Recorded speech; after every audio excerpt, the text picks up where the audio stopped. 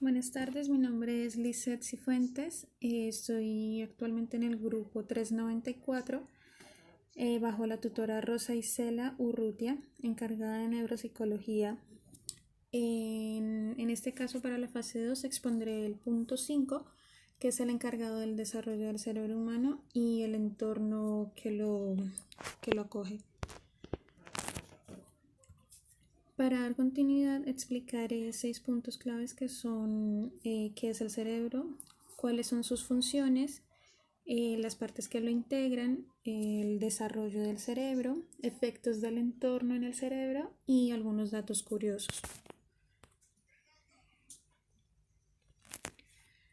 Como tal, el cerebro lo podemos definir como un órgano complejo que se ubica dentro del cráneo. Él es el encargado de gestionar la actividad del sistema nervioso, se encuentra presente en todos los vertebrados y en el cerebro se encuentra dentro del líquido cefalorraquídeo, que es como la capa que lo protege.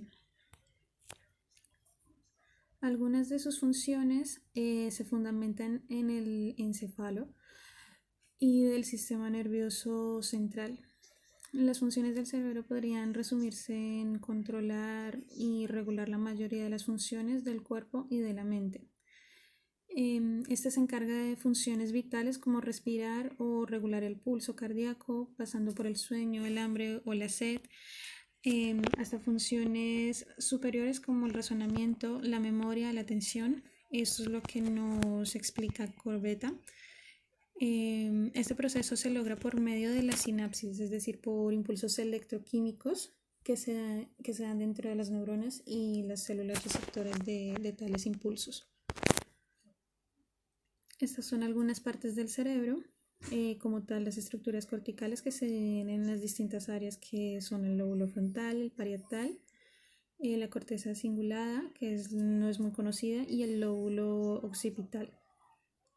Y están las 11 estructuras subcorticales que corresponden también a cada hemisferio. El desarrollo del cerebro humano. Aquí vamos a ver algunas imágenes que son en la etapa como tal ya del infante, aunque el desarrollo empieza en la etapa embrionaria y termina en la juventud. Normalmente tras tan solo 4 semanas después de la concepción se empieza a formar el tubo neural. Este tubo neural es clave en el desarrollo del cerebro y del sistema nervioso en general, ya que a partir de aquí se forma el encéfalo y la médula espinal. Las neuronas se generan en la parte ventricular del tubo neural y luego migran a su zona de destino en el cerebro. Tras este proceso, las neuronas del encéfalo se diferencian y especializan según la función que vayan a desempeñar en el cerebro.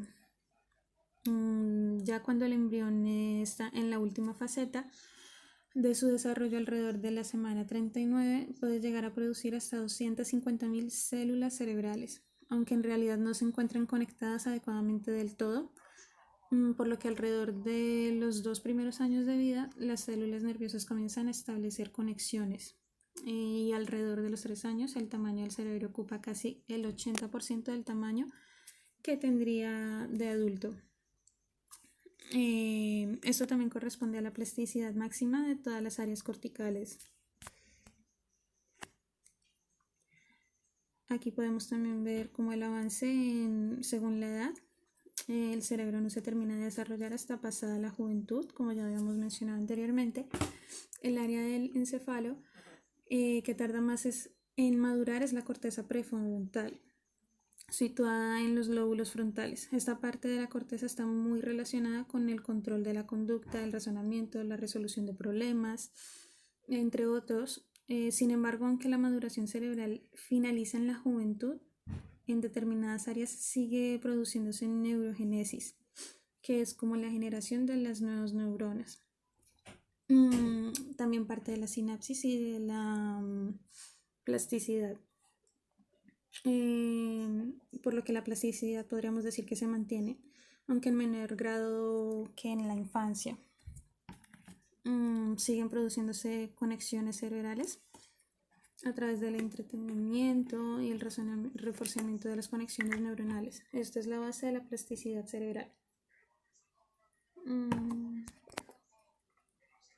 Algunos efectos en el entorno pueden ser, por ejemplo, muestras de células nerviosas que comienzan a establecer conexiones según los factores que señaliza nuestro ADN, aunque no obstante la interacción con el entorno va a ser decisiva en la supervivencia de las conexiones ya establecidas y en la creación de nuevas conexiones, lo que implica que los procesos mielinizaciones, proceso en el que se recubre las fibras neurales con una capa aislante de grasa que facilita la transferencia de información al cerebro, ayudan a que este proceso suceda más rápido y son los responsables del aumento del tamaño del encéfalo. Aquí en el recuadro podemos ver algunos tipos de trastornos en el desarrollo neurológico debido a diversas situaciones que puede estar expuesto el menor. En cuanto a los datos curiosos, digamos que el primero podría ser las ideas y los recuerdos provocan cambios en el cerebro. Es decir, que cada vez que, por ejemplo, tenemos una idea o generamos un nuevo recuerdo, se crean nuevas conexiones cerebrales. Eso significa que ahora mismo, en este instante, se está creando una nueva conexión en el cerebro, dando pauta a lo que se conoce como la plasticidad neuronal. Como segundo ejemplo tenemos el puño de la mano derecha con el pulgar hacia adelante. Esto nos puede representar la posición del hemisferio izquierdo dentro del cráneo. Podemos decir que más o menos esa es la función que realiza el hemisferio. Y como último dato curioso, aunque se dice mucho que el cerebro es un músculo que se debe ejercitar y entrenar para que no se atrofie, se debe dejar salvedad de que este no es un músculo como tal porque no está compuesto de células musculares, sino que por el contrario está formado por millones de neuronas que se intercalan entre axones y dendritas que permiten regular todas y cada una de las funciones del cerebro, del cuerpo y de la mente. Muchas gracias por el tiempo.